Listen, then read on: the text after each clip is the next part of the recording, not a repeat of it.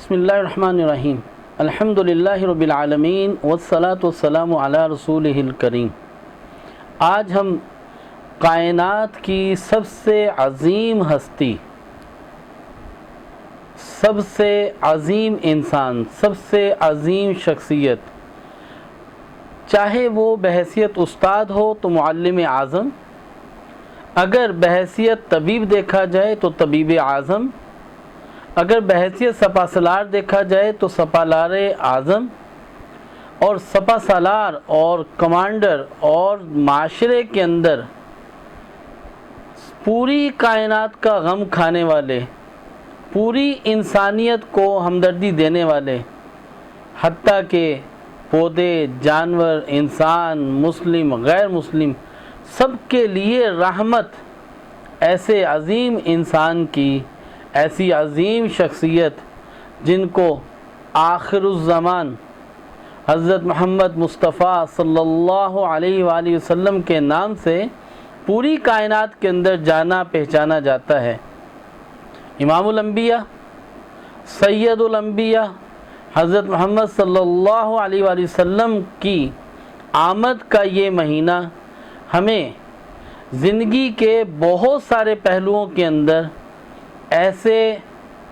ایسے مقامات پر ہمیں تعلیمات سے، اسلام سے اور زندگی گزارنے کے طریقوں سے آگاہ کرتے ہیں۔ اگر ان کو اختیار کریں تو ہماری دنیا کی، آخرت کی، ہر طرح کی ہماری زندگی بنتی چلی جاتی ہے۔ نبی کریم صلی اللہ علیہ وسلم جب دنیا میں تشریف لائے تو اس وقت زمانہ جاہلیت اتنے عروج پہ تھا کہ بیٹیوں کو زندہ دفن کیا جاتا تھا، گمراہی اس قدر زیادہ تھی، جہالت اس قدر زیادہ تھی کہ باپ کی کھوپڑی میں شراب بھر کے پینا اس کو فخر محسوس کیا جاتا تھا، کہیں گرا پڑا خون چاٹ لیتے اور اس کو ان پہ کوئی آڑ نہ ہوتا، لڑائی کرتے اور ضد اور انانیت اس قدر زیادہ ہوتی کہ وہ 40 سال تک لڑائی چلتی۔ جب نبی کریم علیہ السلام کی آمد اس دنیا میں ہوئی تو اس وقت دنیا اپنی زندگی میں انسانیت کے بہت پست درجہ کے اوپر تھی، جبکہ نبی کریم علیہ السلام کی آمد کے بعد ہی فوری طور پہ جہالت چھٹنا شروع ہو گئی، جہالت دور ہونا شروع ہوگی، تاریکی ختم ہونا شروع ہوگی اور زندگی نے اپنے رخ اختیار کر لیے۔ اور یہ ابتدائی زندگی کا زمانہ نبی کریم علیہ السلام نے ایسے علاقے میں، ایسے لوگوں میں گزارا جو کہ انسانیت سے انتہائی پست ہو چکے تھے، لیکن کمال اور پھر باکمال کہ ایسے ماحول کے اندر پرورش پانے والا کائنات کا عظیم شخص بنا۔ کیوں؟ اس لیے کہ انہیں پہلے سے منتخب کیا گیا تھا، انہیں چنا گیا تھا، اور انہیں کائنات بنانے سے پہلے ان کا انتخاب ہو گیا تھا کہ یہ وہ ہوں گے جو ساری کائنات کی رہبری کریں گے۔ ان کا دیا ہوا اسلام، ان کی دی ہوئی باتیں قیامت تک آنے والے شخص کے لیے ہدایت کا، رحمت کا ذریعہ ہوں گے، اور کسی شخص کا ایمان اس وقت تک مکمل نہیں ہوگا جب تک وہ اپنی جان، مال، اولاد، عزت، ان سب چیزوں سے زیادہ اس ہستی کے ساتھ محبت نہیں کریں گے۔ ایسے فرد، ایسے شخص، ایسی ہستی کو اللہ جل شانہ نے اس دنیا کے اندر بھیجا جنہوں نے تاریکیوں کو ختم کیا۔ ان کی زندگی کے اگر ہم بعض پہلوؤں کی طرف متوجہ ہوں تو ان کی زندگی کا وجود ہی در حقیقت معاشرے کے اندر سے برائیوں کو ختم کرنا تھا، معاشرے کے اندر سے دشواریوں کو ختم کرنا تھا، معاشرے کے اندر سے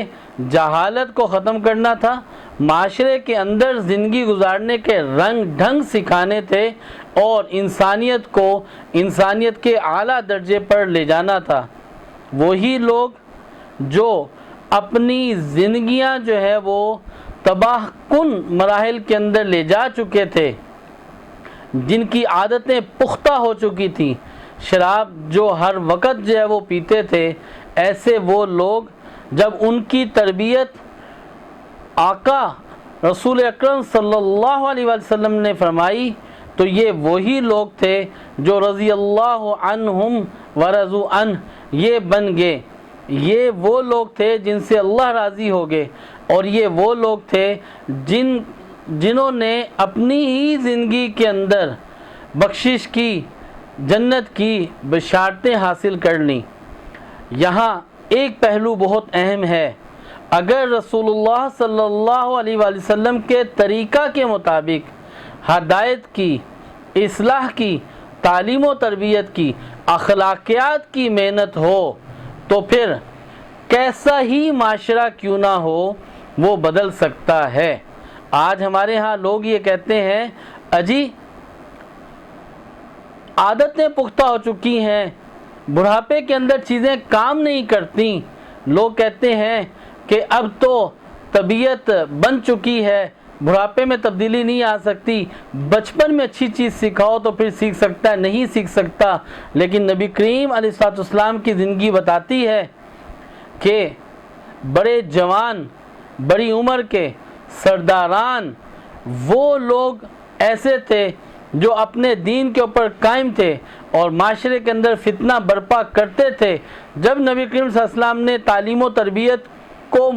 لیا اور ان کو ہدایت کی روشنی دکھائی اور نبی کریم علیہ السلام کی یہ رسالت کی محنت ہوئی، تو اس محنت سے بوڑھے، جوان، عورتیں، مرد، ہر عمر کے طبقے کے اندر تبدیلی آئی۔ گویا کہ پتہ چلتا ہے آج معاشرہ جتنا بھی بگڑ چکا ہو، اگر ہم تعلیمات نبوی صلی اللہ علیہ وآلہ وسلم کو مضبوطی کے ساتھ اختیار کریں، تعلیمات نبوی کو لے کر چلیں اور نبی کریم علیہ السلام والے محنت کے انداز کو لے کر معاشرے کے اندر تعلیم و تربیت کا سہارا لیں، تو یقیناً آج بھی معاشرہ جو کہ دن بہ دن انسانیت کے درجے سے نیچے چلتا چلا جا رہا ہے، وہ انسانیت کے درجے سے اوپر چلا جائے گا۔ نبی کریم علیہ السلام کا دنیا میں تشریف لانا جہالت کے اندھیروں کو در حقیقت دور کرنا تھا اور اخلاقیات کو ڈیولپ کرنا تھا، کردار کے اندر تبدیلی لانی تھی۔ کردار، اخلاقیات کیسے پنپتے ہیں؟ جب جذبات پاکیزہ ہوتے ہیں تو اخلاقیات خود بخود اخلاق پاکیزہ ہو جاتے ہیں۔ جب جذبات پاکیزہ ہوتے ہیں تو خود بخود انسان کی زندگی کا کردار پاکیزہ ہو جاتا ہے۔ ہم جو سوچتے ہیں وہی ہمارا جذبہ بنتا ہے، اور جو جذبہ بنتا ہے اس کے متعلق ہمارے رویے، ہمارے جسم سے ویسی ہی حرکات نمودار ہوتی ہیں۔ نبی کریم علیہ السلام کی زندگی کو دیکھیں، نبی کریم علیہ السلام کی زندگی کو سوچیں، نبی کریم علیہ السلام کی زندگی کو پڑھیں تو ہمارے اخلاق بھی اچھے ہوں گے، ہمارے کردار بھی اچھے ہوں گے، ہمارے جذبات بھی اچھے ہوں گے، اور وہی خوبصورت معاشرہ آج پھر پیدا ہو سکتا ہے جہاں پہلے احساس نہیں تھا، علم نہیں تھا، تہذیب نہیں تھی، کھانے پینے کا، رہنے کا ڈھنگ نہیں تھا، خاندانی اصول نہیں تھے، لڑائی جھگڑے تھے، قتل و غارت تھی۔ آج ہمارے ارد گرد میں ہمیں یہی باتیں روز دیکھنے کو ملتی ہیں، یہی خبریں روز سننے کو ملتی ہیں۔ اگر آج بھی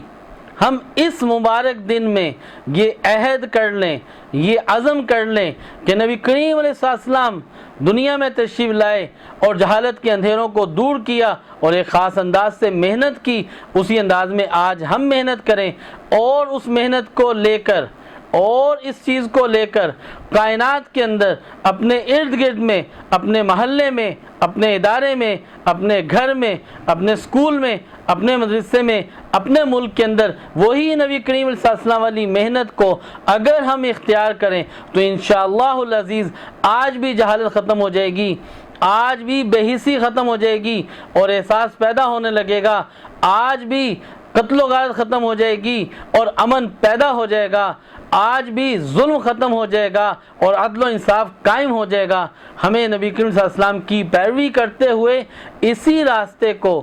اسی طریقے کو اختیار کرنا چاہیے۔ میں بھی اس بات کی نیت کرتا ہوں، عزم کرتا ہوں کہ انشاءاللہ العزیز نبی کریم علیہ السلام کے طرز عمل کے مطابق معاشرے کے اندر تعلیم و تربیت کو لے کر چلوں گا، اور آپ بھی اس بات کی نیت کریں اور آج کے دن اس بات کا عہد کریں کہ یہ دن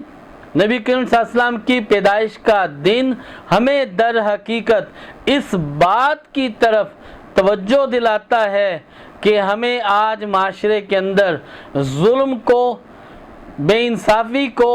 بے حسی کو، قتل و غارت کو، اور جتنی برائیاں ہم دیکھ رہے ہیں، ہمیں نظر آ رہی ہیں، ہم سن رہے ہیں، ان کو اگر ختم کرنا چاہتے ہیں تو ہمیں اسی راستے کو اختیار کرنا ہوگا جس راستے کے ذریعہ سے نبی کریم علیہ السلام نے معاشرے کے اندر چین، امن، سکون، راحت کے مواقع پیدا کیے، اور جس معاشرے میں حضرت ابوبکر صدیق رضی اللہ تعالیٰ عنہ،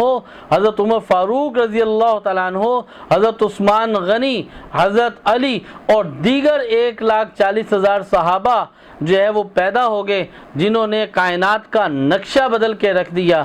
آج ہم سارے اگر نیت کریں گے تو یقیناً اللہ جل شانہ ہمیں بھی معاشرے کی وہی خوبصورتی ضرور ضرور دکھائیں گے۔ اس دعا کے ساتھ کہ ہم نبی کریم علیہ السلام کی زندگی کے ہر پہلو کو